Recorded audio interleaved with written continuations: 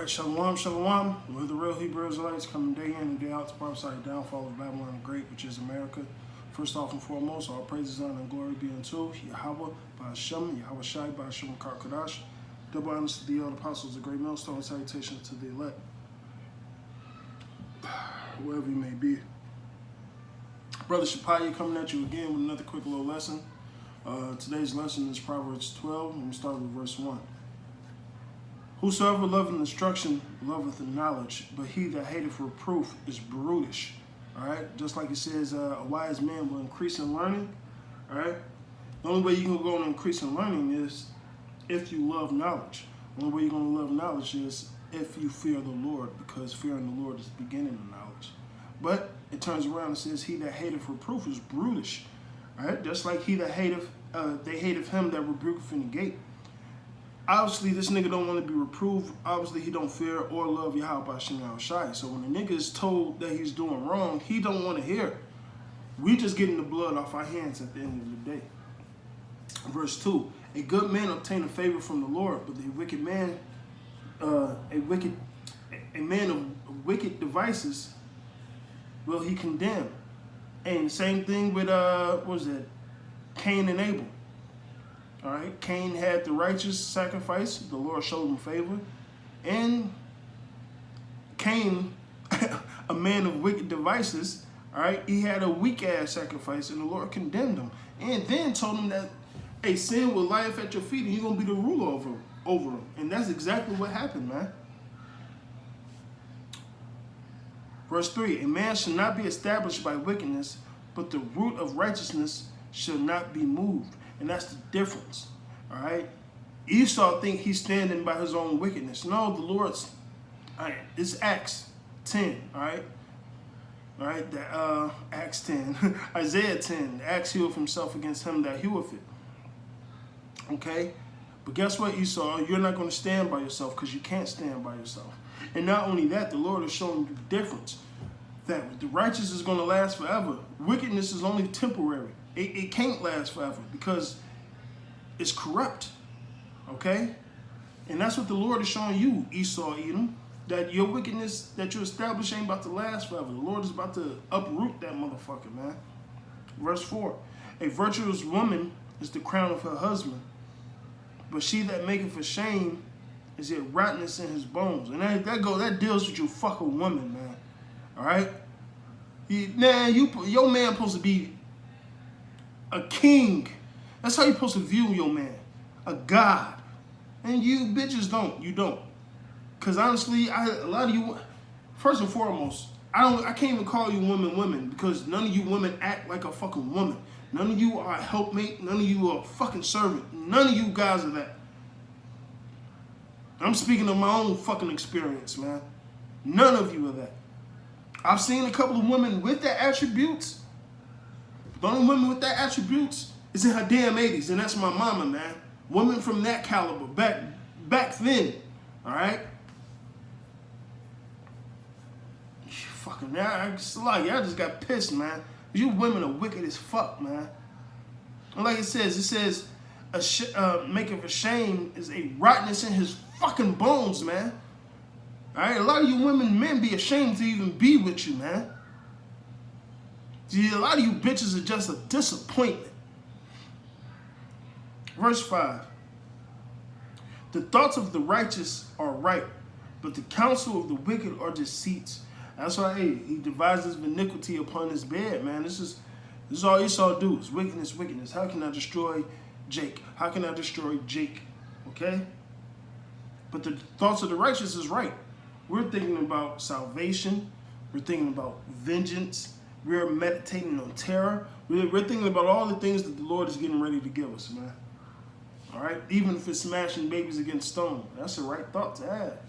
All right?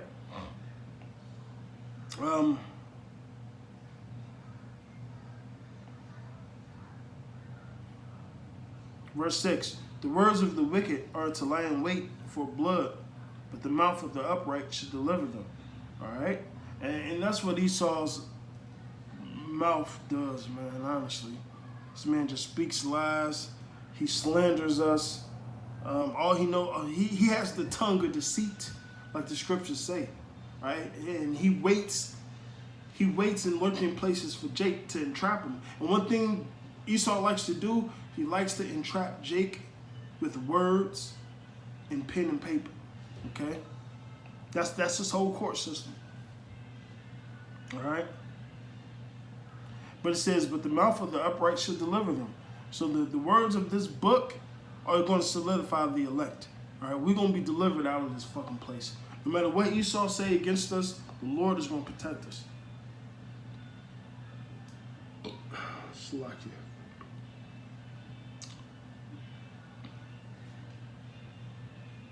Verse 7. The wicked are overthrown and are not, but the house of the righteous shall stand. Hey, going back to where was it at?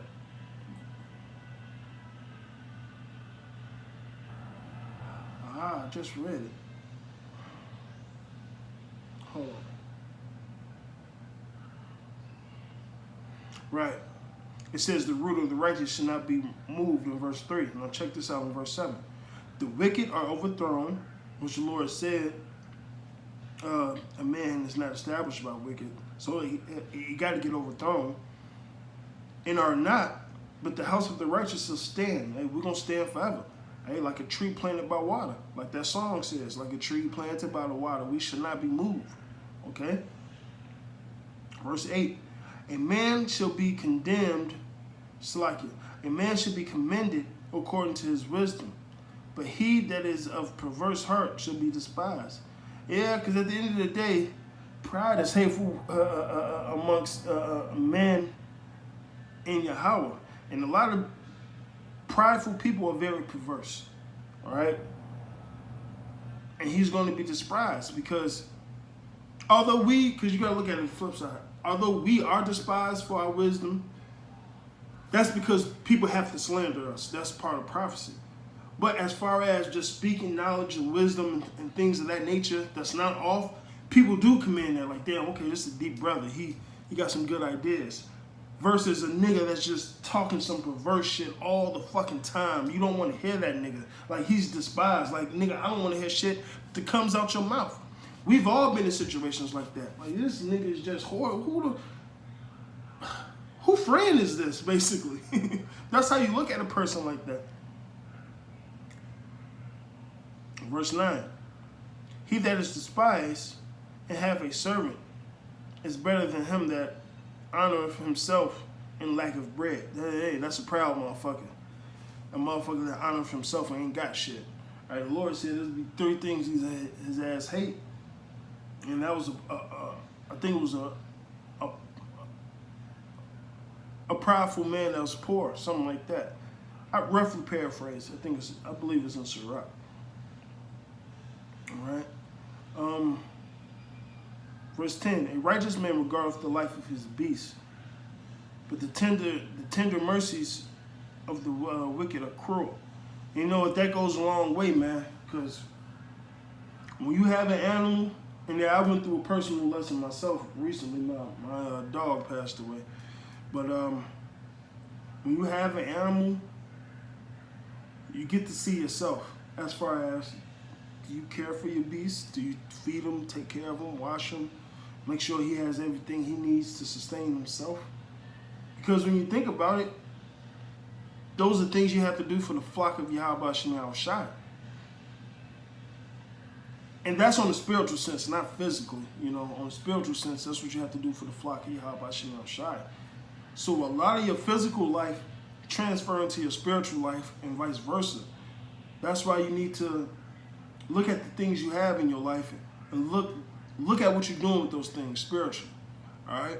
Because I feel like shit about my dog, the shit that happened. Whether he ate chocolate, died, or whatnot, I should have been more attentive, put it that way. You know, so that really makes you reflect on your spiritual life and the things that's going on in your spiritual life. And I'm glad the Lord had that happen because all I thought about was the scripture I just read. Like, damn, it kind of fucked me up for a little minute. And it's not nothing major. Dog eat some damn chocolate, die, whatever. But it's the principle of how you take the scriptures and view every aspect of your life to make sure you're on point.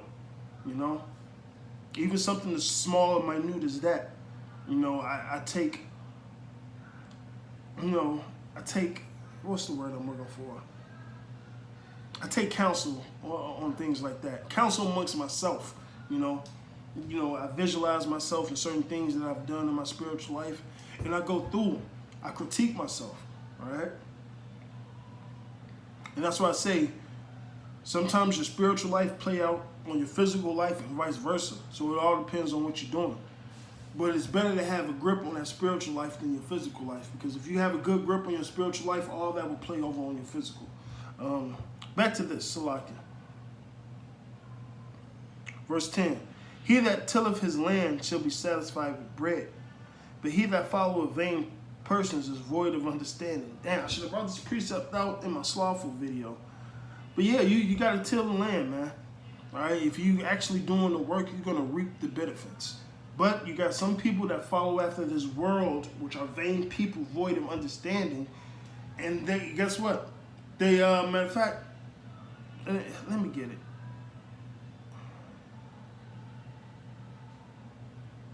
Let me get it.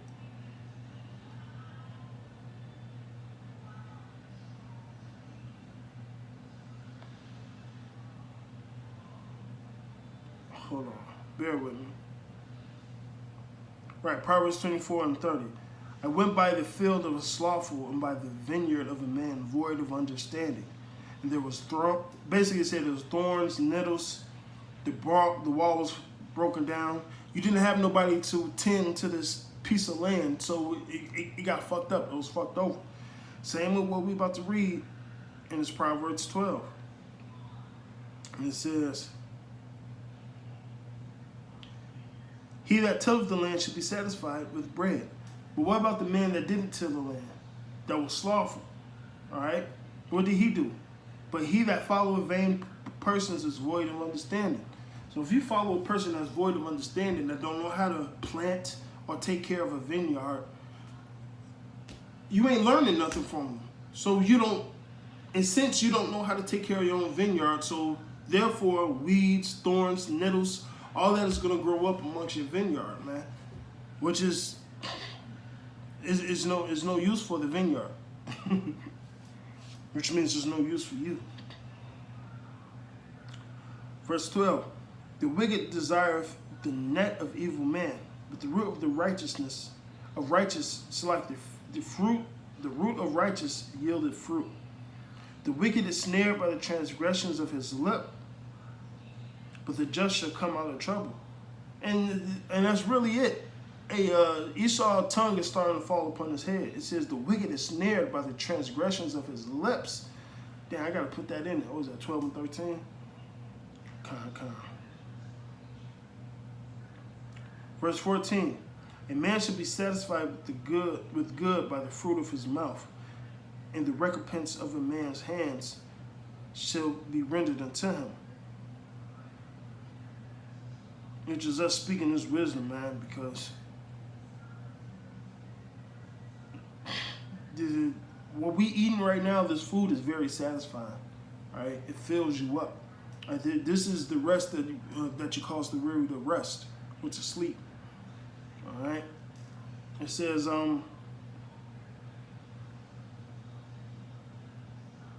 15. The ways of the fool is right in his own eyes, but he that hearkeneth unto the counsel is wise.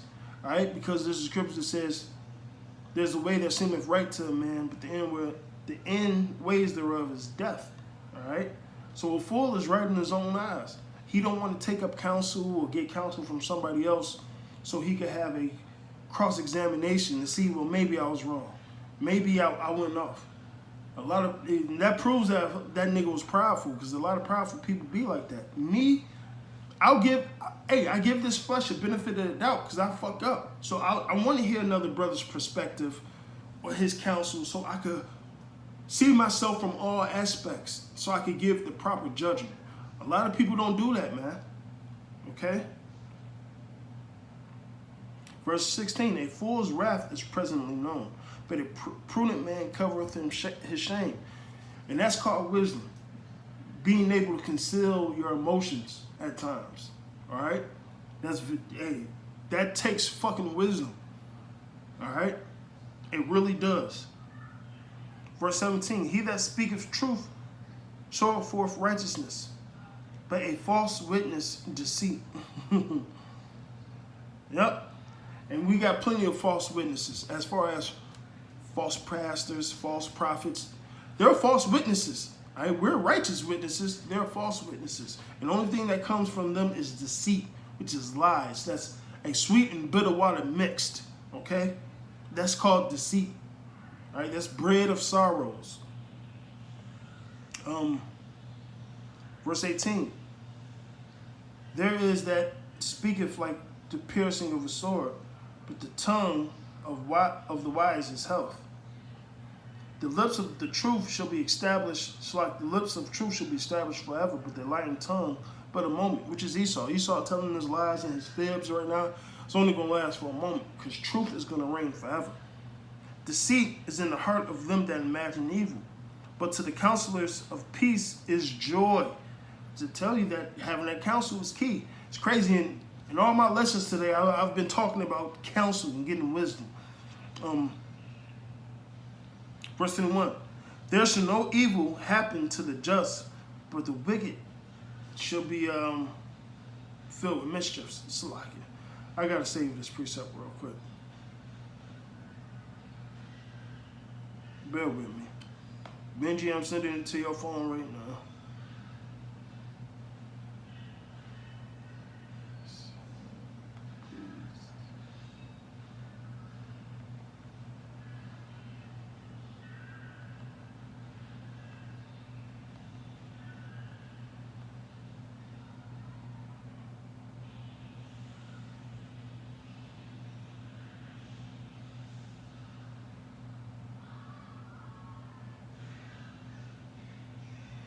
All right, now that I got that done. But the wicked shall fall into mischief, shall be filled with mischief. And that's what the Lord's getting. But the Lord's already doing that to Esau, filling him with mischief. This man can't do shit right. Verse 22. Lying lips are abomination to the Lord, but they that deal truly are his delight. A prudent man concealeth knowledge, but the heart of fools proclaimeth foolishness. Yeah, it's nothing worse than a nigga that's just all about folly. Just that's all he talks about is folly, man. And it says a prudent man concealeth knowledge. So sometimes you ain't got to be a smart ass and tell everybody what you know. Sometimes there's wisdom in concealing your wisdom. Just like there's wisdom in concealing your emotions. Because in verse 16 it says a fool's wrath is presently known, but a prudent man covereth shame. All right? So a wise man know how to conceal his emotions. You know, if I'm pissed off at a certain thing, listen, I don't want the next person to know I'm mad, because then we're going to have a whole conversation. Well, why are you looking at it? Sometimes just kill the conversation and conceal your emotions. All right? Same with the man concealing his wisdom. All right? Because sometimes it's not good to say certain things. I'm not saying it's not true, but certain times you need to conceal your words. Like if you're at the workplace, there's some homosexuals around, it's unwise for you to get Leviticus and bam, bam, bam, bam, and these niggas will throw you under the bus. Although what you're saying is right, but you got to know when to use that wisdom, all right? When to apply it. Just like David. David acted retarded just to save his life, but you got to have wisdom to apply certain things like that. Verse 24. The hand of the diligent shall bear rule, but the slothful shall be under tribute. Esau, you other heathens, get ready to go on slavery. You 2/3 Israelites, be prepared to worship the elect. I ain't sorry for saying that. That's what the scriptures say. You are going to worship the elect. All right? You're going to be under tribute. All right? Because you chose to be slothful.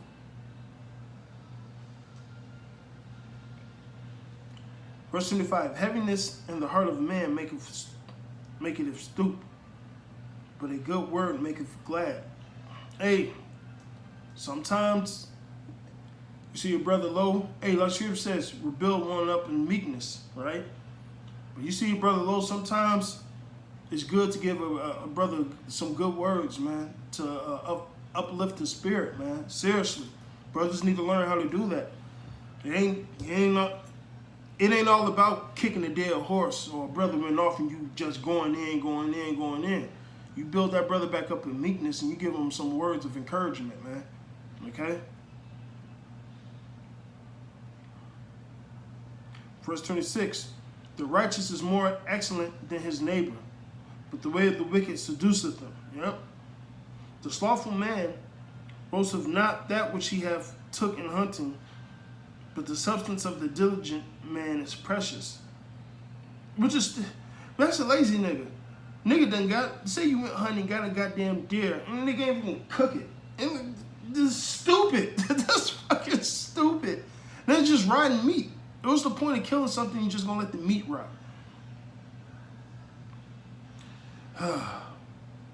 It says, but the substance of the diligent man is precious. So say if we in that same situation, we're going to appreciate what the Lord allowed us to hunt and take. We're gonna break it down, use the skin for some clothing. We may use the fucking teeth or bones of certain knives or tools. Of course, use the meat to eat and certain things of that nature. But that comes with wisdom. A diligent man is gonna do that. A slothful ass nigga, he gonna let the meat go to waste. All right. Verse 28. And the way of righteousness is life. In the pathway thereof there is no death. So if you're living righteously, and the Lord said, and the Lord gave us a list of things to do. He said, if we do these things, we should never fall. Therefore, there is no death. We ain't gonna see no death, man. And the angels are gonna encamp around us. Unless the Lord, it's our time to go, then it's our time to go. But other than that, man, the Lord got us, man. So, through that, Proverbs is a little bit everywhere. It gives you a little wisdom here, a little wisdom on this topic, so on and so forth. So I pray that this was edifying through the spirit and power of Yahweh Shem Yahweh Shai. The Lord knows I was watered, I was edified. So, all praises, honor, and glory be unto Yahweh Shem Yahweh Shai. Double honors to the other apostles, a great millstone. Salutations to the elect, wherever you may be. Abad Babal.